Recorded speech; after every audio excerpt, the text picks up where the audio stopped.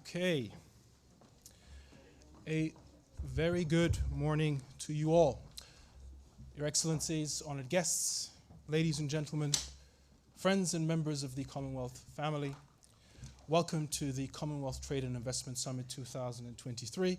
My name's Lanre Akinola. I'm going to be doing some moderating throughout the day. You'll be hearing more from me later, but getting straight to the point this morning, it is my great pleasure and privilege to introduce our first two speakers for the opening ceremony of this year's CTIS. And at this point, I would very much like to ask to the stage Lord Marland of Odstock, the chairman of the Commonwealth Enterprise and Investment Council, and he will be joined by Her Excellency, the Honorable Fiamē Naomi Mataafa, the Prime Minister of Samoa. Lord Odstock, over to you.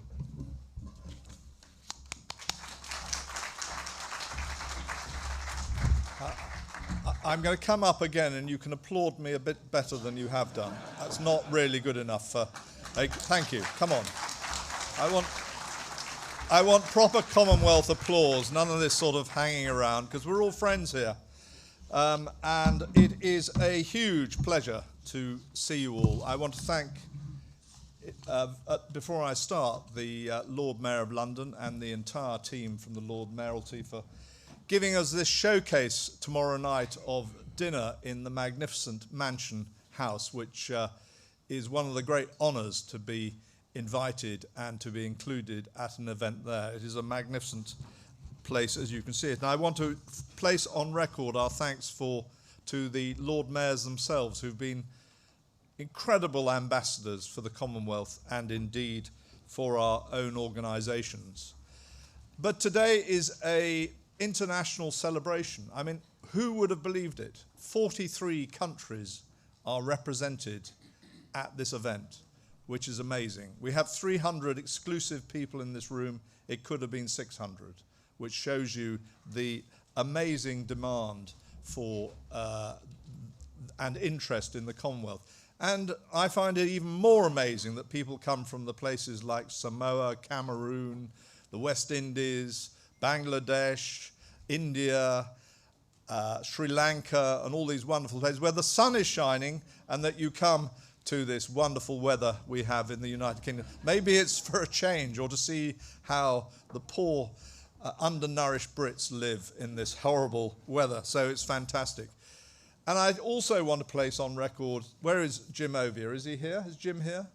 I mean, Jim Ovia, the great king of Nigerian banking, who is one of our principal sponsors from Zenith Bank. Thank you, Jim, very much for everything you've done. Frank Hester and his team, who are, is Frank here? He's probably not here. He's normally in bed at this time of day, but for their generosity and sponsoring this event. The government of Cameroon, of course, you would expect people from Cameroon to be here. They're early risers, they're keen, they want to be at the event, and I can see our great chairman there. I want to thank them for their participation and the delegation that they've brought, and of course for Promethean, that unbelievable education business which is currently working in the Cameroon and across the world in bringing online education, for sponsoring this event. And actually without them we couldn't put this on. So we all owe them a very big debt of gratitude. Please give them a round of applause.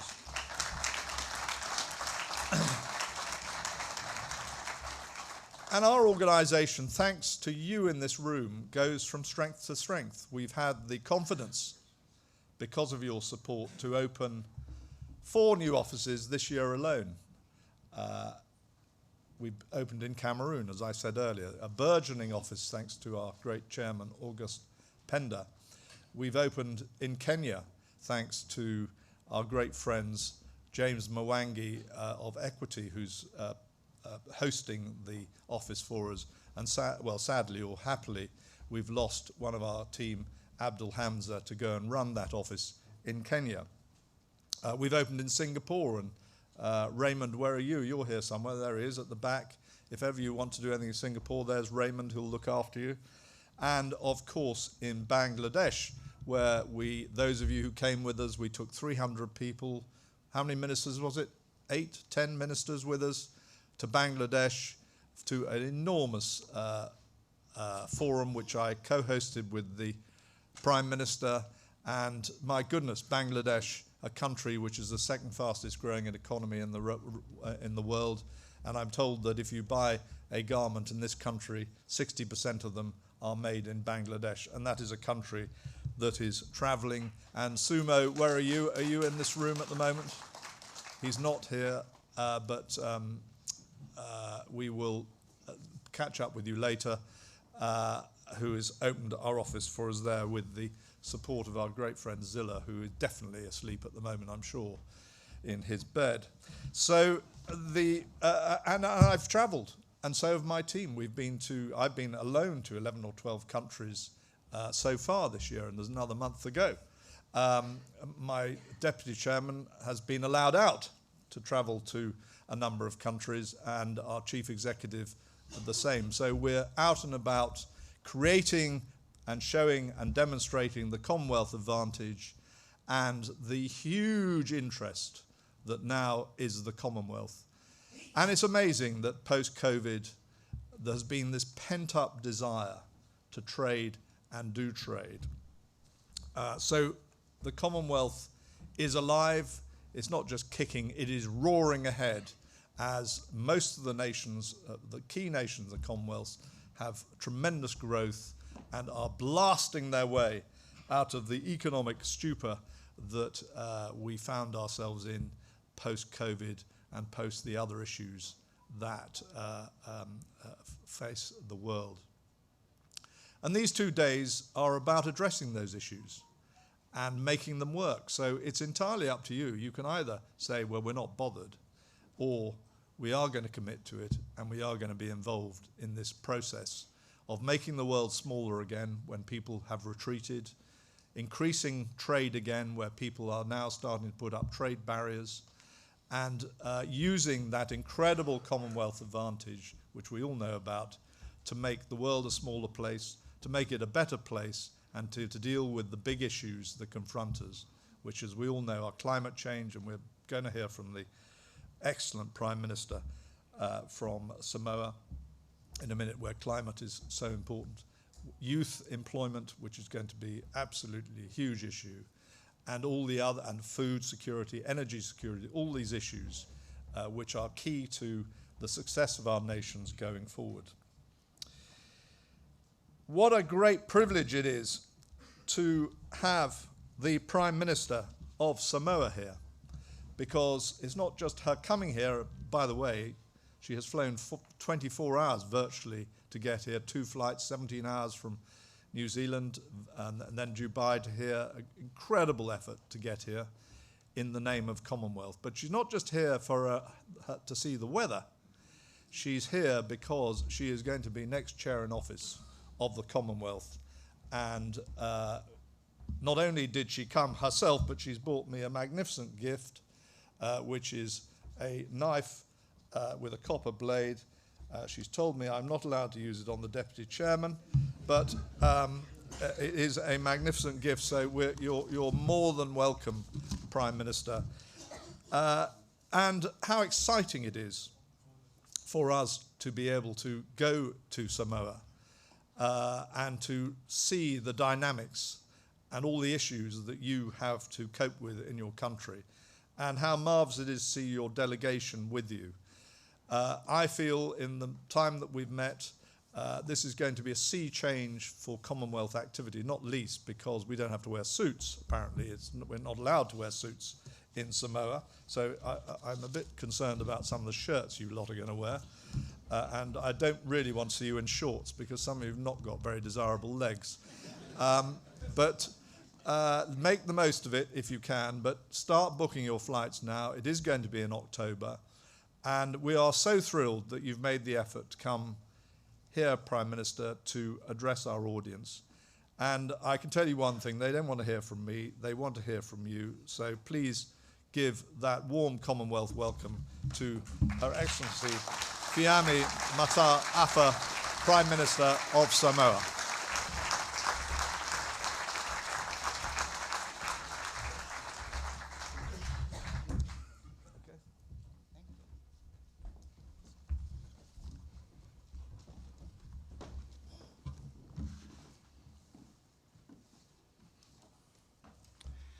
Thank you for that very kind introduction, Lord Marland. Talofa and good morning. Perhaps I might start by inviting the Samoan delegation to stand up so everyone can see who you are.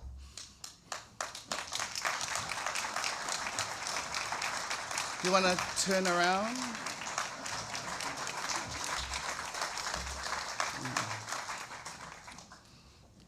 Thank you. Lord Marland, the Chairman of the Commonwealth Enterprise and Investment Council. Honourable Ministers, Your Excellencies, distinguished participants and guests. Talofa lava, that's what we say in Samoa. Would you like to practice for next year? Talofa. And very warm greetings to you all.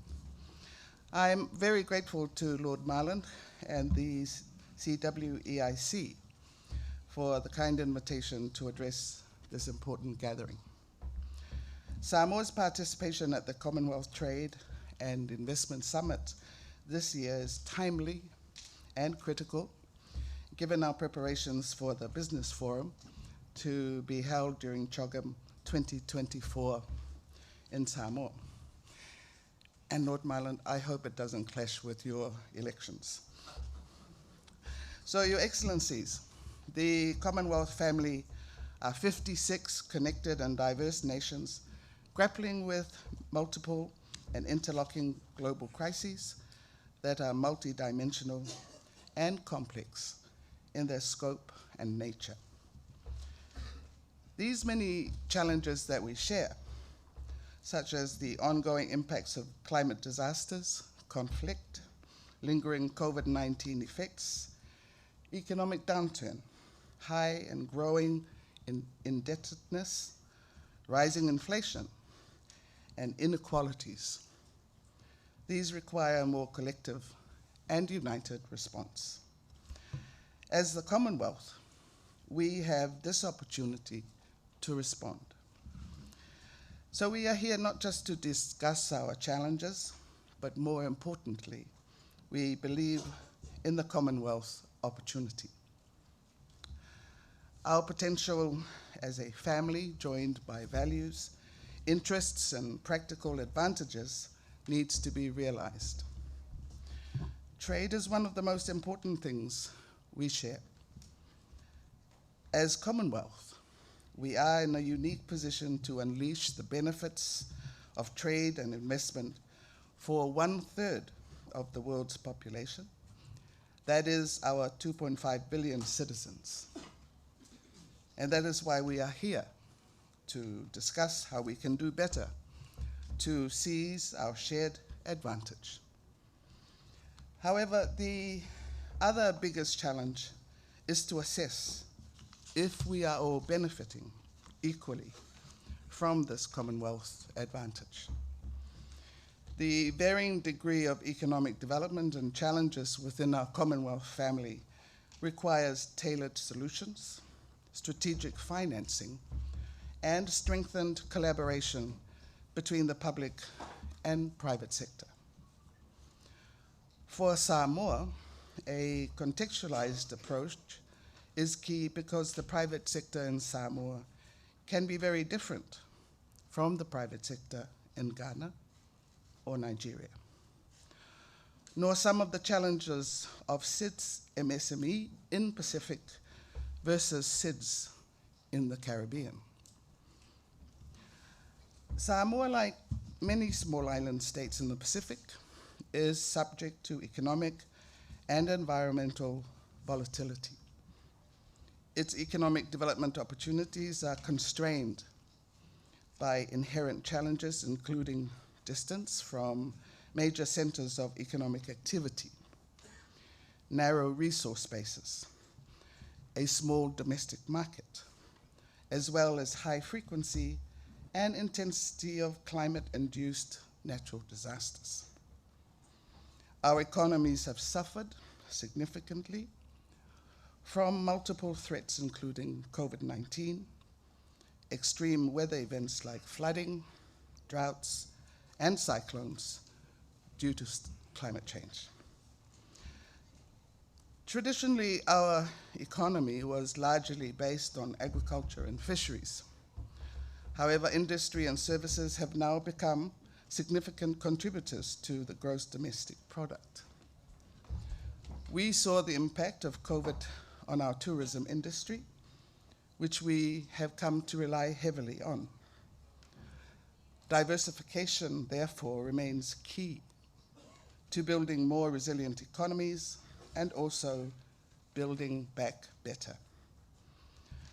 The return of visiting friends and families to Samoa since the reopening of the borders, the diaspora visiting for family reunions and weddings, plus the tourists chasing our white sandy beaches, are back to pre-COVID levels. Despite our challenges to trade and investment, such as our geographic isolation, the high cost of transportation and shipment, as well as access to finance for small business for further development, I believe Samoa and the Pacific still holds so much potential. Samoa over the years has improved its investment environment by updating legislation, bringing online some of the forms, as well as attempting to streamline business licenses and other custom processes. The opportunity for investment provided for Samoa under the upcoming business forum during the meeting next year excites us very much. Why would any of your business partners present today invest in Samoa and the Pacific region? Well, other than the obvious, sand and sun all year round, we are economically stable. We are fast becoming a hub in the region with a growing number of regional and international organizations set up in Samoa. With some investment, the opportunities for value-added products from our current exports can be taken to a new level.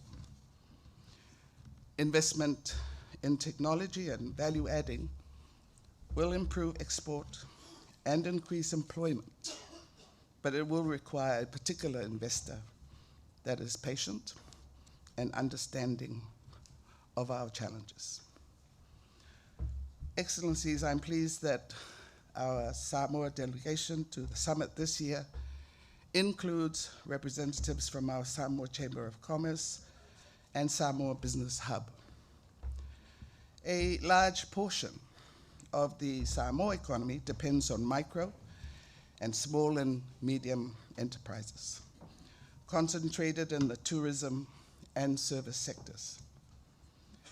MSMEs make up the majority of Samoa's economy, with small and medium enterprises alone comprising an estimated 88% of all Samoan businesses. It will be critical in their engagement during this summit to share our challenges, opportunities, and success stories from our perspective. More importantly, the challenge is to see how we as Commonwealth can help realize the potential of MSMEs from some of the smaller and more vulnerable countries of our Commonwealth family. At the national level, the government aims to implement a policy framework that supports the recovery efforts of our business community. It also aims to improve access to state financial incentives and recovery financing where possible, extending measures to help Samoa's small enterprises and manufacturing businesses to get back on their feet. Furthermore, the government continues to pursue public-private partnerships. Local companies can meaningfully participate in the development of major projects. It will also invest in deeper engagement with business organizations, creating a more conducive environment for private sector development. The global multifaceted crisis affects our small, medium enterprises and limit our efforts in creating and maintaining an enabling environment for business growth, trade, and development. There is therefore urgency for small island states to move forward with transformative homegrown solutions that fit our respective contexts. We need to see a resilient private sector which is better guarded against future shocks. We need to invest in affordable digital technologies and exploring the green transformation by capitalizing on circular economy opportunities, promoting sustainability, and using renewable energy. So coming to talk about CHOGM next year. With this specific context in mind, Samoa in September, just past, has launched the theme for CHOGM 2024. In considering a theme, we reflected on our history, the challenge and opportunities we face, and what future we see for ourselves as a Commonwealth family. In London, we work towards a common future. In Kigali, we aimed for delivering a common future. So building on these efforts, we believe in Samoa, we must be transformational to ensure that we pursue a resilient common future. The theme for the Samoa 2024 CHOGM is one resilient common future, transforming our commonwealth. If we look at wealth, we need to acknowledge our human capital, reflecting the wealth of skills, talent, and ingenuity of our 2.5 billion people, 60% of whom are under the age of 30. Our Commonwealth family are also blessed with abundant natural wealth, including tropical forests, arable lands, freshwater ecosystems, and our oceans. It is critical that we also continue to conserve and sustainably use these natural resources so we can ensure sustainable growth and resilience. The Pacific SIDS are also known as the large ocean states. Samoa has focused its theme on resilience as it is a unifying approach that transcends the humanitarian, development, human rights, and peace and security pillars. The theme will allow us to look at all the key pillars of the Commonwealth through a resilience lens. Samoa believes we should focus on solutions and accelerated action. Our challenge is to bring the theme to life through all the work we will embark on, including through the Business Forum. And the priority themes we aim to address through the Business Forum include green financing and innovation, the blue economy, regional challenges and opportunities, human capital and maximizing the returns, access to finance, and the scalability of finance. Your Excellencies, ladies and gentlemen, Samoa and the Blue Pacific rarely get the opportunity to attend CHOGM business forums. The CHOGM in Samoa will be a key opportunity for our region to engage with all our Commonwealth family and partners. Our preparation with CWEIC are well on the way to ensure a rewarding and pleasant experience. It will be an opportunity for all to appreciate some of our challenges and for us to showcase our own experiences of resilience.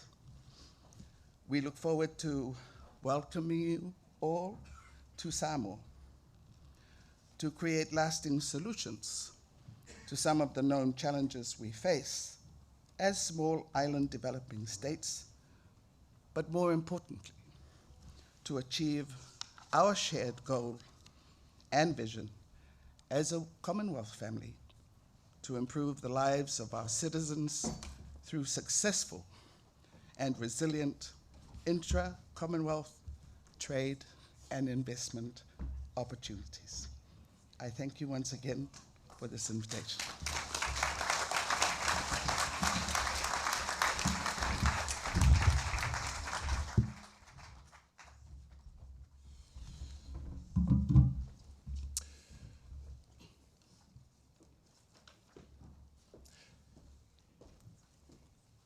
Thank you so much, Lord Marland, and thank you so much to the Honourable Prime Minister for really setting the scene for the discussions over the next 2 days. All I would do very quickly is to reiterate that the summit this year is taking place, as we all know, against the backdrop of a volatile and increasingly complex global economic and political context. Within that, there are plenty of challenges. We have touched on those, we've alluded to those. We will be discussing many of the issues that have been touched on throughout the next couple of days, but we will not be dwelling on the difficulties, we will not be dwelling on the problems. We all know them, we all understand them. Really, the ethos here and the thread that hopefully will unify the conversation is: how do we harness the potential and opportunities that are out there, that are easy to identify, perhaps not so easy to realize, but that really is what we ought to be focused on. And on that note, one of the key issues that permeates every aspect of economic and political life is trade, global trade. And the opening session, I'm very pleased to announce quite a distinguished set of speakers who are going to guide us through the opening discussion, which looks at reducing barriers to trade. The session will be in the form of 4 presentations. We will hear from representatives of government, as well as from the finance sector, who will give us some insight into the challenges and opportunities of reducing trade. Now, okay, before we head into the presentations, I would like to invite up onto the stage the speakers for this next session, beginning with the Right Honourable Nick Thomas Simons, Member of Parliament and Shadow Minister without portfolio in the UK Government. Nick.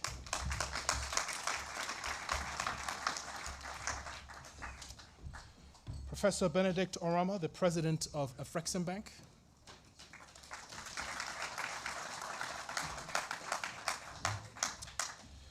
Ayo Otsuyalo, the Group Managing Director of Prime Atlantic. And our final speaker is on her way here. She will be here shortly. I will preemptively just also introduce the Honourable Dr. Doris Uzoka-Anite, who is the Minister of Industry, Trade and Investment of Nigeria. She will be joining us very shortly. Now, what that means in terms of proceedings is that the Minister from Nigeria was to speak first. That honour now passes on to you. Nick, I'm going to hand over the floor to you to give the first presentation.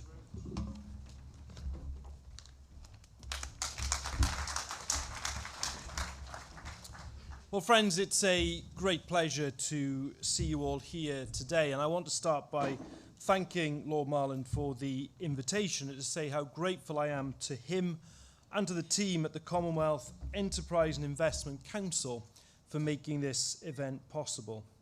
And I hope you all take me addressing you as the Shadow Cabinet Office Minister to be a statement as to the importance of the Commonwealth, not only to me, but to my party as well.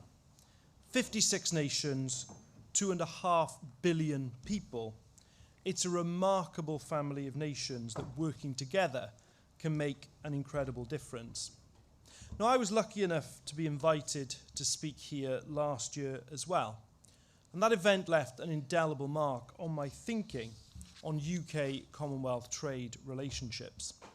This is an incredibly vibrant network, facilitating trade and investment throughout the Commonwealth. And the fact I'm joined in this session by these senior politicians, and with so many senior speakers as well lined up today, shows the calibre and reach of this organisation. And indeed, after last year's conference, I was delighted to pick up specific streams of work with many of the High Commissioners, policymakers and business representatives that are here today.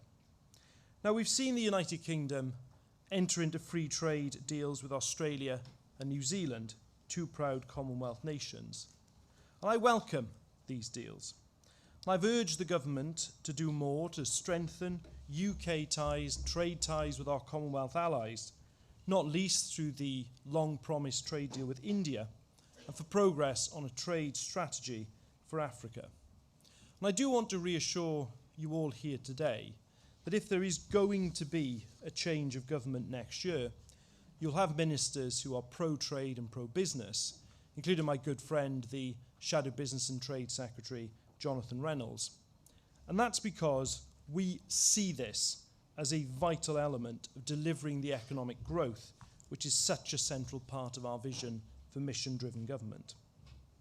But our commitment to fostering trade ties with the Commonwealth goes even deeper than that. And this last year has been an incredibly powerful time to reflect upon the role of the Commonwealth in the modern era.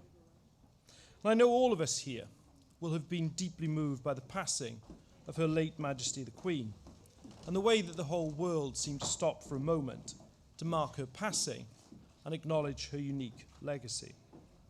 And I was particularly moved by the tribute of Baroness Scotland as Commonwealth Secretary General, and I thought that her words captured the significance of the reign of Her late Majesty and what the Commonwealth meant. Baroness Scotland said, "Her Majesty loved the Commonwealth and the Commonwealth loved her. During her reign, she travelled more than any monarch in history, visiting every part of our family of nations. Between 1971 and 2018, she missed only one Heads of Government meeting. Her devotion to duty was only matched by her skill as the head of the Commonwealth of Nations, always a generous host and a consummate diplomat." And Baroness Scotland said, "The growth and vibrancy of our modern Commonwealth is a credit to her and testament to her dedication, wisdom and leadership." And I think that solemn, powerful time, after we lost Her late Majesty, and the coronation of King Charles III, are a profound reminder of the unique ties that bind so many of the nations represented here today. This voluntary association of 56 independent and equal partners working together in the modern world to promote prosperity and peace. And there are so many other deeply meaningful ties that bind us as a group of nations. Our cultural, artistic, sporting and economic ties are to be treasured. And of course, so many of us share the glorious English language. And as a Welshman, I've always been a fan of the Commonwealth Games and to see our athletes come together to compete. Immigration from across the Commonwealth to the UK has done so much to enrich this country. From our businesses and universities, to our sports teams, to our music studios. And I speak very frankly when I say I dread to think what British food would be without the influence of the Commonwealth. Now, all that said, what really excites me today is not the historic ties that continue to bind us, but the opportunities for the future that we share. There is no doubt, as we heard powerfully in the opening addresses, that the world is facing huge challenges and threats, from climate change and conflict to the global economic slowdown and a turn away from democracy in all too many parts of the world. In the face of these threats, it's more important than ever that we pull together as allies and move towards a brighter future. And that's one of the reasons why I'm so keen to deepen our trade and business links. Currently, the Commonwealth accounts for 9% of the UK's total trade. But that is heavily focused on 5 countries, on Australia, Canada, India, Singapore and South Africa. All combined, these countries account for 74% of UK exports to the Commonwealth and 68% of UK imports. Now, this is, of course, a very important starting point, but I think we can achieve so much more, which is why events like this today are so important.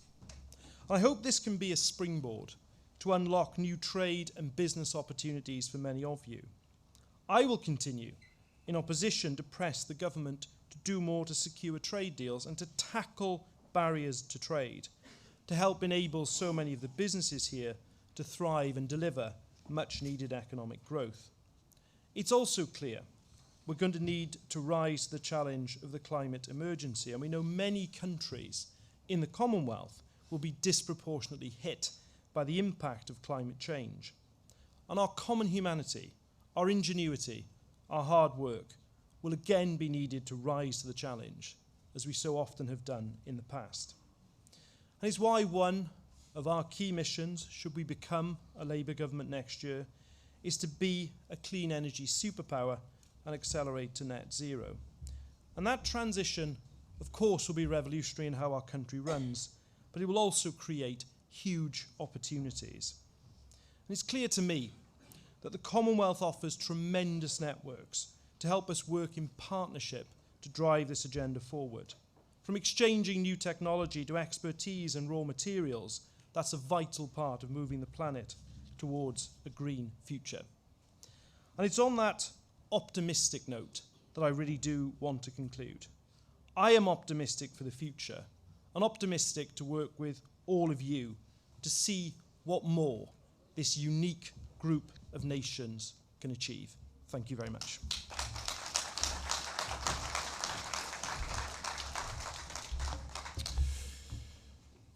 Nick Thomas-Simons, thank you so much for that optimistic opener, an optimism I'm sure everyone in this room here shares, but not to be taken. It's a challenge not to be taken lightly in the context of the difficulties that we face globally.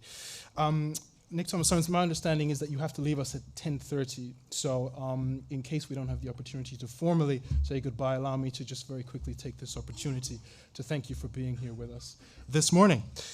On which note, I can now welcome to the stage the Honorable Dr. Doris Uzoka-Anite, the Minister of Industry, Trade and Investment of Nigeria, and I will hand over to her for her remarks. Minister.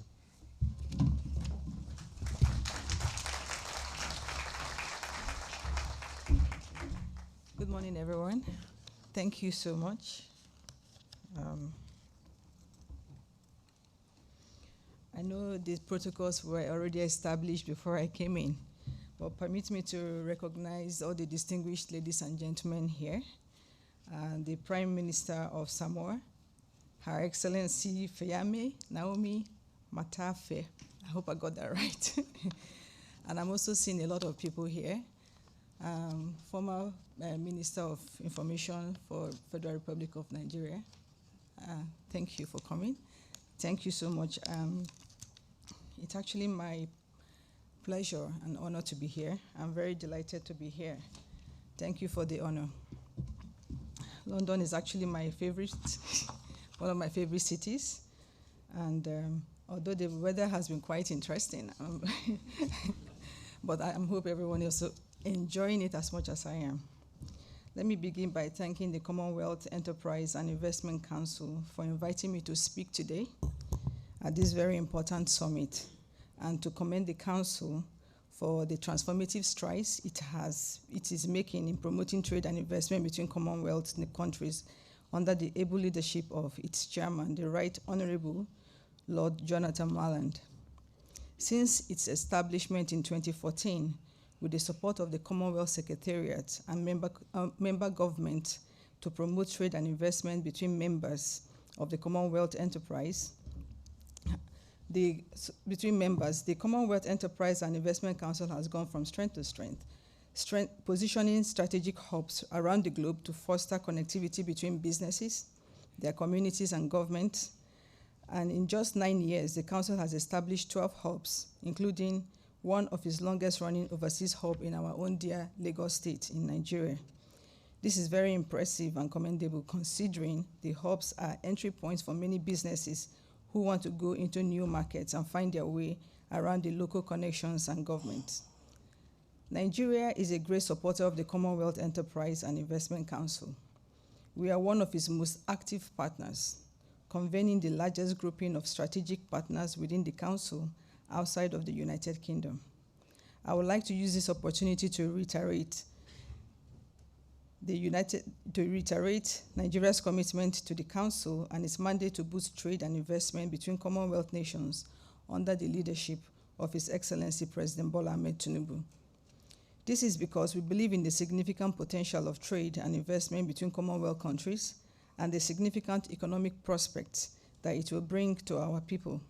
Intra-trade between Commonwealth countries is a very appealing topic, especially because we assess the economic power of Commonwealth countries using the volume of trade between these countries. The current combined GDP of Commonwealth countries is estimated at about $14.5 trillion and is also estimated to reach about $19.5 trillion in 2027, almost doubling in size 10 years from its inception. Bilateral costs for trading partners in Commonwealth countries on average is 20% less than between those in non-member countries. Half of the top 20 global emerging cities in the Commonwealth are among the highest performing in the Ibrahim Index of African countries and makes up about 7 of the 10 nations in the sub-Saharan Africa. Commonwealth countries make up 10 of the top 10 highest performing countries for gender equality. And finally, the combined population of Commonwealth countries is about 2.4 billion people, almost a third of the world population. Therefore, the opportunity for intra-trade and investment among Commonwealth countries are limitless, particularly where barriers to trade are reduced, which is what we are here to discuss. For its part, Nigeria, under the leadership of His Excellency President Bola Ahmed Tinubu, is doing everything possible to remove bottlenecks hampering trade and investment in Nigeria, and I shall elaborate on them a little later on. Nigeria is a champion of intra-Commonwealth trade. Indeed, Nigeria's largest trading partner is India, and Nigeria is also India's largest trading partner in Africa. The total bilateral trade between India and Nigeria during the year 2021 and 2022 was $14.95 billion USD, as against $8.81 billion during the year 2020 to 2021.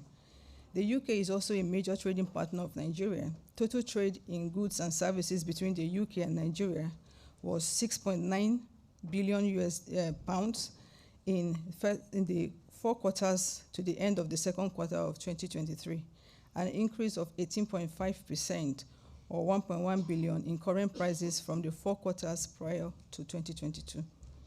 This further demonstrates Nigeria's commitment towards the Commonwealth Enterprise and Council's mandate to boost trade and investment between Commonwealth countries. However, for Nigeria, we believe there is potential for more trade between Commonwealth countries, which can only be achieved through the reduction of barriers to trade. For our part, the President, Bola Ahmed Tinubu's administration, is undertaking bold economic reforms, such as the removal of petroleum subsidy and the unification of our FX foreign exchange market, with more reforms underway to unclog bottlenecks and barriers hampering trade and investment in Nigeria. In line with the principles of various trade agreements, Nigeria is gradually dismantling barriers to trade and working to broaden access to international markets. We have reformed several policies to make it easier for businesses to trade and invest in Nigeria, and are still carrying on more reforms under the leadership of the current administration. We are streamlining and simplifying regulatory processes and significantly reducing bureaucratic hurdles. This includes facilitating faster business startup by allowing electronic stamping of registration documents. For trade specifically, we're developing a single window automated platform that allows parties involved in trade and transport to lodge trade import, export, or transit data required by the government departments, authorities, or agencies through a single entry point interface to fulfill all import-export transit-related and other regulatory requirements, thus significantly reducing regulatory barriers to trade. To further simplify or signify Nigeria's commitment to reducing non-tariff barriers to trade and investment, we passed the Business Facilitation Act in 2023 with more reforms contained within it to enhance trade and investment. Under the leadership of His Excellency, we have also reviewed our foreign exchange policy and unified the Nigerian exchange rates, which had been a significant barrier to trade and investment into Nigeria. This had been lauded globally, and just last week, Morgan Stanley projected a significant GDP growth and economic revival for Nigeria following such bold reforms and policies. Technical regulations and standards are serious impediments to trade between Commonwealth countries and must be addressed. Advanced nations such as the UK must avoid unduly raising their standards beyond internationally accepted standards to favor their own local industries and make it difficult for foreign companies to compete. Instead, Commonwealth leaders such as the UK should be doing more to facilitate trade between members through the lowering of barriers to trade. It is with this in mind that we welcome the UK Standard Partnership Program under the Foreign Commonwealth and Development Office, the FCDO, which seeks to partner with developing countries, including Nigeria, to strengthen our national quality infrastructure organizations in compliance with international recommendation for boosting our trade capacity. In Nigeria, we have also developed the Nigerian National Quality Policy, which we tagged the NNQP, to reduce technical barriers to trade, which we are committed to fully implementing. This policy seeks to create the necessary infrastructure that will enhance the trust and acceptability of Nigerian products and services at international markets. While the Commonwealth is not a trading bloc, more can be done to advance Commonwealth members, more can be done by advanced Commonwealth members such as the UK, Australia, and Canada to support more trade and to reduce barriers to trade. We must work together to minimize as much as possible many of the tariffs and barriers on commodities, products, and services coming from Africa. Transformative laws and policies like the African Growth and Opportunity Act, AGOA, promoted by the United States, should be replicated by Commonwealth members. Nations such as the UK, which are no longer shackled by the EU Customs Union rules because of Brexit, must do more to create such policies with Africa. African Commonwealth countries are keen to seek such initiatives between Commonwealth members. AGOA, for instance, has assisted the economies of African countries by providing us with duty-free access to the US market for over 1,800 products, in addition to more than 5,000 products that are eligible for duty-free access under the Generalized System of Preference Program. However, I also must commend the UK for its recent effort to boost trade and investment through the Developing Countries Trading Scheme, the DCTS, and the Growth Gateway Platform, an online platform that will link up African and British businesses with finance and trade opportunities. We need more of such initiatives and support in financing, and I look forward to holding more discussions with you on this. I would also like to appreciate the UK for the recently agreed transition between our two countries to form an Enhanced Trade and Investment Partnership Program, ETIP, under which we will work together to resolve market access issues and enhance economic cooperation. I look forward to also formalizing this agreement and working closely with the UK to enhance trade between our countries. To conclude, Africa, especially Nigeria, is moving away from foreign aid into more industrialization, and we want to encourage you to invest more instead of tagging Africa as an extractive continent. We are moving away from exporting our raw materials and encouraging foreign partners to come in to develop and establish industries that will boost employment and create the opportunities for the economy to also grow. The Commonwealth, to this end, actually want to encourage the Commonwealth under the leadership of His Majesty King Charles III to position itself to develop beyond an organization of equals based on a shared history to an organization that promotes trade amongst members by seeking by seeking to lower the barriers to trade, promote transformative policies, and most importantly, foster equality and friendship among members. Thank you all for your time.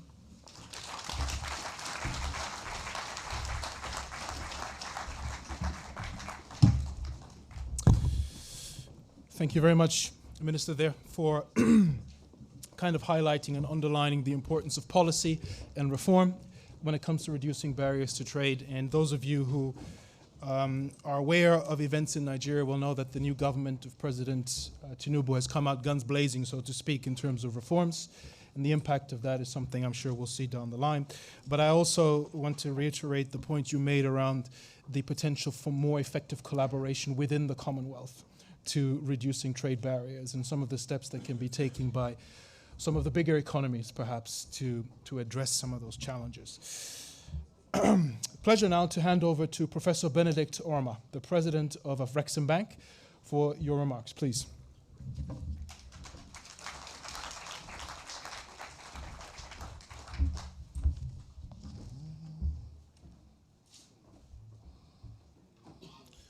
Thank you. Thank you very much, Mr. Akinola. The Honorable Prime Minister of Samoa, Honorable Ministers, Your Excellencies, distinguished ladies and gentlemen, I'm honored by the opportunity to address you today. I congratulate the Commonwealth Enterprise and Investment Council for convening this third edition of the Commonwealth Trade and Investment Summit. I recall that I last attended the summit in Singapore in 2019 before the COVID-19 setting. The crowd we see here shows the progress we are making. In a world where multilateralism and globalization, which have been the backbone of global economic growth and source of the marked poverty reduction over the past 5 decades, have taken the backseat. This forum grants us the opportunity to reinvigorate old partnerships hinged on shared vision and aspirations. While intra-Commonwealth merchandise exports tripled from $170 billion in 2003 to $540 billion in 2022, each share of total Commonwealth trade has remained relatively low at 16%. Intra-Commonwealth investments have also been very low. Most recently, for instance, it is estimated that intra-Commonwealth greenfield investments shrunk from about $440 billion in 2013 to about $200 billion in 2021. The more depressing element of this is that only 2 of the 56 members of the Commonwealth account for more than 50% of these investments. And the UK alone, in some years, account for over 1/3 of the investments that go into other Commonwealth countries. These trends must be reversed if the Commonwealth can act as a vehicle for accelerating investment flows to member countries. I believe that this council and the meetings we are holding today is a step towards that end. The challenges of the recent past, namely the COVID-19 pandemic, the Ukraine crisis, and the endless geopolitical tensions amongst major economies, has exposed the frailties of the health systems and economies of Commonwealth member states.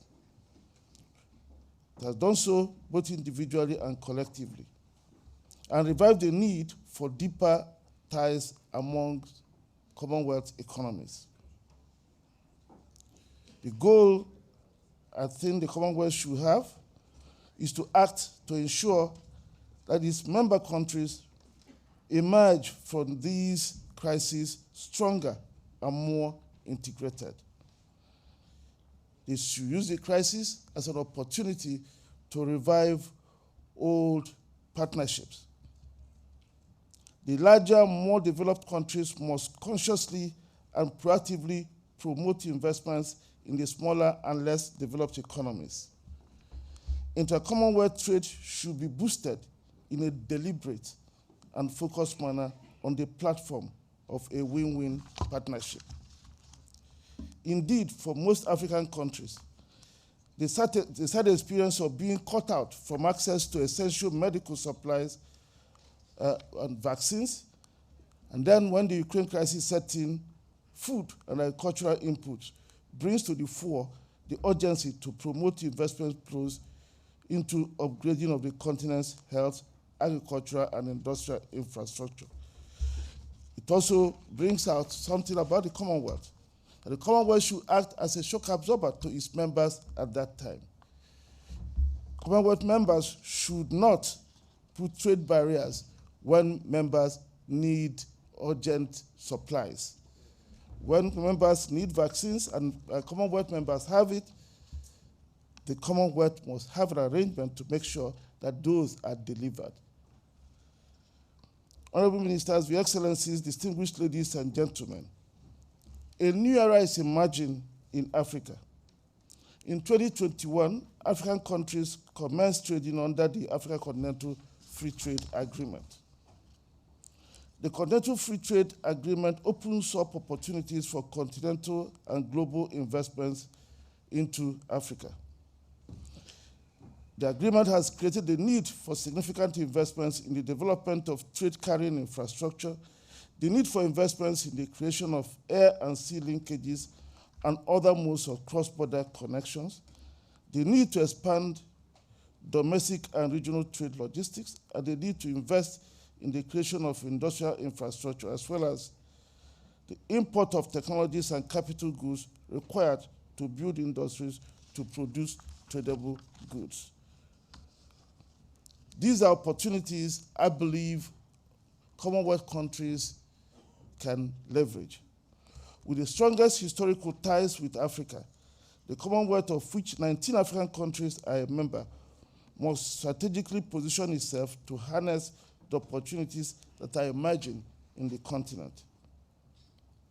We see significant opportunities for productive collaborations with the government and corporates for the Commonwealth. The African countries who are members of the Commonwealth can serve as a platform for other Commonwealth countries and the businesses who want to invest in Africa to enter the market and develop regional supply chains in a manner that supports overall Africa's development. And for the Afreximbank, being one of the key partners in driving the continental trade agenda, we could be a vital conduit for interventions by partners gathered here. For the government, we provide assurance of maximum development impact by helping to channel your support into productive and impactful investments. We invite you to seriously consider investments in the AFCFTA Adjustment Fund, which is the adjustment fund that will ensure that borders remain open under the new trade agreement. And for the corporates, we provide risk management support and financing as may be required. We offer opportunities that can yield healthy and risk-adjusted returns and predictability for those interested in going into Africa. The time is gone when the issue is about risk, about barriers to entry. I think the African Export-Import Bank offers a tremendous opportunity for those who have those concerns to be able to enter the market in a manner that suits their risk appetite. As Africa's trade and project finance supermarket, Afreximbank offers something for everyone, from project preparation financing through trade, project and equity financing, guarantees including country risk guarantees, insurance services, trade information services, and other trade finance products and correspondent banking services. We look forward to working with you to realize our shared aspirations. And once again, thank the organizers for the opportunity to address you this morning.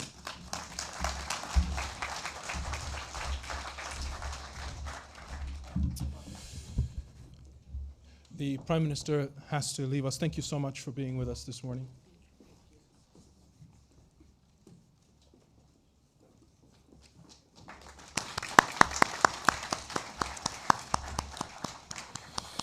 And thank you, Professor Orma, for your very frank comments. Afreximbank is, of course, a great champion of trade, not just in Africa, not just intra-African trade, but a great champion of trade within the Commonwealth. And as you note there, as you reiterate, we are in increasingly complex times globally. The geopolitical image or the geopolitical pictures, one we all are aware of. Within that, of course, there are plenty of challenges, but also, as Professor Orma indicates, a responsibility for institutions like the Commonwealth to work more effectively amongst themselves. The need for that has arguably never been greater. I am now going to hand over to our final speaker for this opening session, Mr. Ayo Otoyalo, who is the Group Managing Director of Prime Atlantic.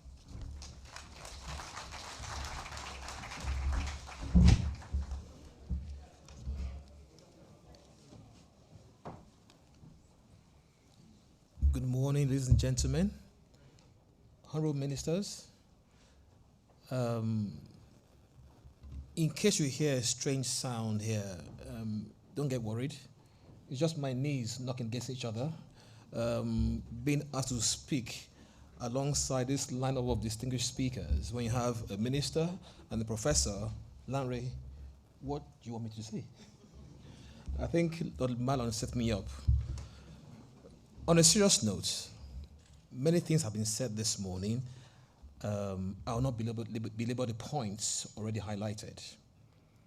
But I'd like to touch on just 2 points this morning that I think are quite critical to lowering trade barriers.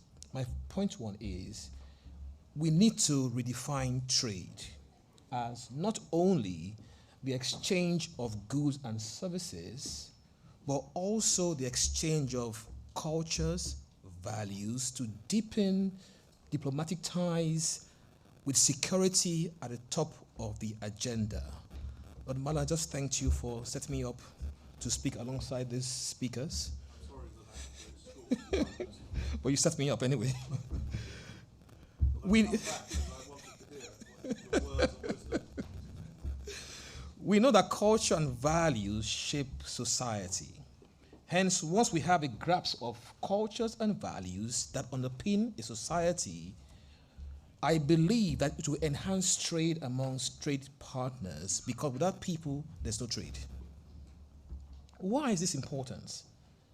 I believe that even though the end goal of trade is money, eventually, understanding culture will challenge mindsets currently, because it will afford us to be more flexible and considerate.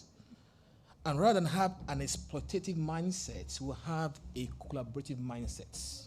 Africa is endowed with minerals, ranging from gold, diamond, to all the minerals to achieve net zero. So rather than coming to Africa to exploit and cut away our lithium, we're calling you to invest in a refinery in Africa. With that, what do? You empower the people, create employment, solve migration issues, and also safeguard certain countries. To round up the short speech, because Lord Marland's looking at me and watching his wristwatch, apart from the strange ideologies that foster or fester insecurity, I believe one of the reasons for global insecurity is poverty. It's poverty. And by year 2050, the world population will grow by 2 billion. of the 9 countries responsible for this growth, 4 are within the Commonwealth: Nigeria, India, Pakistan, and Tanzania. Even though this can be a blessing, it can also be a curse. But the blessing there for us is a larger population generally implies a larger consumer base. This could lead to an increased demand for goods and services, potentially fostering international trade, as countries seek to meet the needs of their expanding population. So there's no commensurate rate to trade to match population growth. You're going to grow poverty and insecurity. Another advantage is population growth can influence the global labor market. A younger growing population in certain countries may contribute to a larger workforce, affecting the supply and demand of labor, impacting on trade competitiveness. But the curse is, while population growth can create economic opportunities, it can pose a challenge where overpopulation in certain regions may strain resources. To get water in 2050 in certain countries will be almost impossible. If we don't solve the problem now, we're going to have a problem in the future. Just water. It might be more expensive than even fossil fuels in 2050. It says, leading to increased competition and political conflicts. Scarce resources. This could have implications on trade relationships or geopolitical dynamics, maybe geopolitical wars. We all know what happened in certain countries above Nigeria, where there are many issues with uranium. And now that certain people have taken over, they've increased the price of uranium and they've grown their economy. To conclude, people, culture, security are important to lowering trade barriers. Thank you.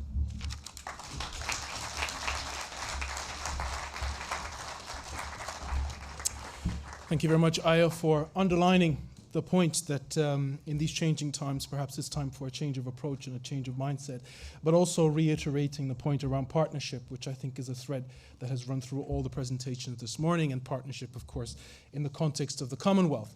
That concludes the opening session. I have good news and a bit of slight bad news. The good news is we're now going to have a coffee break. The bad news is it's only 15 minutes, so we're going to be back here at 11. So stretch your legs, get a bit of coffee in you, and we'll see you back here in 15. Thank you, and please join me in thanking the panel.